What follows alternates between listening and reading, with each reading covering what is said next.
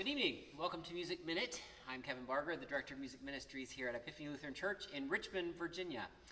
Today is Saturday, September 26th. So it's getting quick to almost be October here. So tonight we're going to go in order for our online hymns tomorrow. So our gathering hymn tomorrow is When Morning Gilds the Skies. And this is another hymn of anonymous origin. We seem to have had a lot of those lately. The hymn title, though, can be misleading, When Morning Gilds the Skies. So although the hymn text begins talking about morning, it quickly switches to evening, and then ultimately goes to talking about how Jesus should be praised at all times and all places. So like many of the hymns we've studied over the past months, this hymn had several more stanzas than we commonly would sing today, and it has been through several iterations across time. The tune was written by Joseph Barmby, and this is actually the least characteristic of his style, and it fell more in the category of a sort of popular, if you will, tune. Unlike some of our hymns from last week, you might recall there were two hymns that were not as familiar. They were in very few hymnals. This actually may appear in more hymnals than any other hymn, certainly that we've done recently. So it has withstood the test of time for many years. You will hear that praise in this organ arrangement of When Morning Gilds the Skies.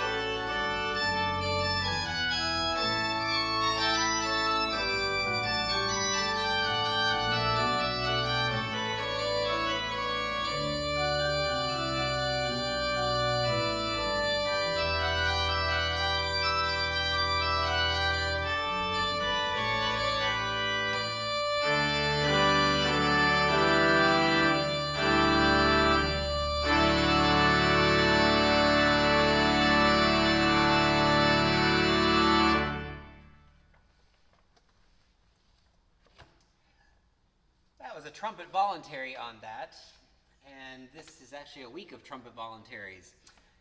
Our next hymn is The Head That Once Was Crowned. This is another that we've not done a whole lot here at Epiphany. The hymn was actually inspired by a single stanza in a long poem that was written by a prisoner. And this poem focused on death, judgment, heaven, and hell. And this particular stanza was from the Of Heaven portion of that poem. And the hymn has 6 stanzas, which actually replicates the hymn in its original form, so it has not been modified. And this hymn was written by Thomas Kelly. He has been called by some the Isaac Watts of Ireland. You might recall that we've talked before about Isaac Watts, and he's somewhat prolific in the hymn world. Several things. We talked about him a couple weeks ago. Thomas Kelly, who wrote this particular hymn, was ordained in the Anglican Church, and he was known for his strong evangelical tendencies, and he was eventually banned by the Bishop of Dublin. He became an independent minister, and using his own money and that of his wife, who was rumored to have been quite wealthy, established many chapels and cared for the poor, especially during the Irish famine. We think the tune St. Magnus was written by Jeremiah Clarke, and who most of you probably know as the composer of Trumpet Voluntary. It's used for many a wedding processional. This is often stated incorrectly that it was the tune written by Henry Purcell. Clarke sadly experienced some mental instability, and that was possibly in connection with a love affair, they say, but he eventually shot himself. And this arrangement combines a little bit of Trumpet Voluntary with the St. Magnus tune for a unique, invigorating piece.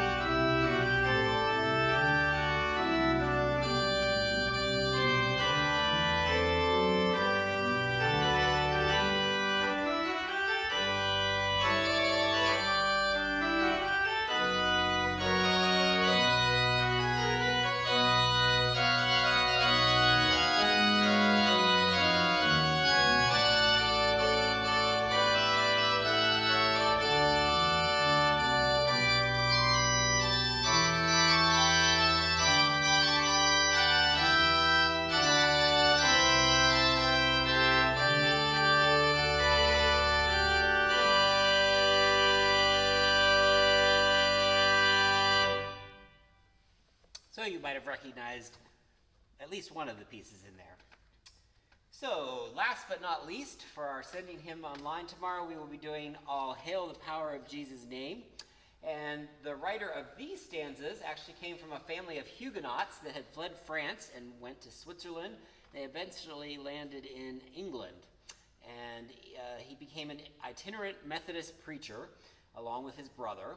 And he eventually, in that role, administered communion, and that was against the will of the Wesleys. So he got himself into a little bit of trouble. And so he left and was a then minister of Salina, I'm not sure how that's said. But he had similar attacks there, and he moved on to be a congregational minister of a church near Canterbury. The text co-author, John Rippon, was born in England and of the Baptist persuasion, so he had a noted authority on Isaac Watts, that we just talked about in the last hymn. The tune Coronation was expressly written for this text, and it is the oldest American hymn tune still in widespread use today. Oliver Holden was actually a carpenter, and he helped to rebuild the town of Charleston, which had been burned by the British. His musical skills emerged later, and they were used in many ways, which was kind of ironic because he only had about 2 months of formal music training. This particular arrangement of All Hail the Power of Jesus' Name is a partita, which comes in 5 parts, so you get to hear this tune in 5 different styles.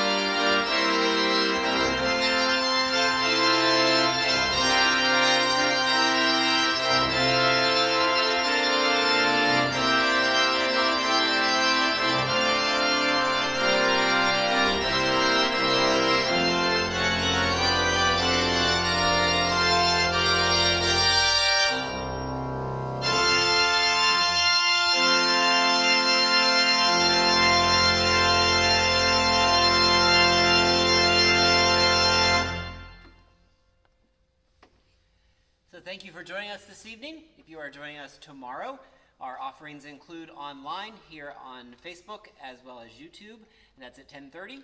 If you are coming live in person, and coming inside the building, you need to reserve your spot before you come. Please make sure you sign up. If you'd like to come and sit in the parking lot and have communion via that vehicle using your FM radio, you can do that as well. You don't need to sign up for that. And you'll have coffee and donuts available at 9 o'clock, and there is Sunday school offerings also that begin tomorrow. So check your emails and pick one of the many things that are happening. Ministry is alive and well and getting a little bit back to normal. Thanks again for coming. We'll look forward to seeing you again next week.